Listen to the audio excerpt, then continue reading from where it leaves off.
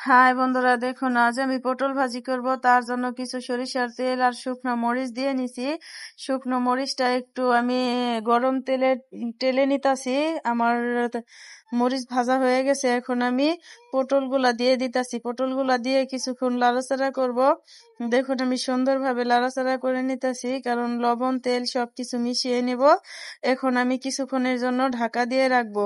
দেখুন ততক্ষণ আপনারা দেখতে থাকুন, সাথে থাকুন। ঢাকনাটা খুলে দেখি একটু একটু হয়ে গেছে।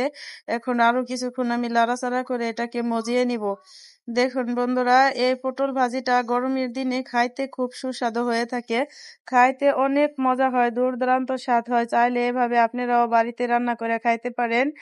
আমার ভিডিওটা বেশি বেশি লাইক করবেন, শেয়ার করবেন, বেশি বেশি কমেন্ট করবেন। আপনাদের ভালোবাসা যেন সব সময় আমার সাথে থাকে, বা আমার ভালোবাসাও আপনাদের জন্য থাকবে ইনশাল্লাহ।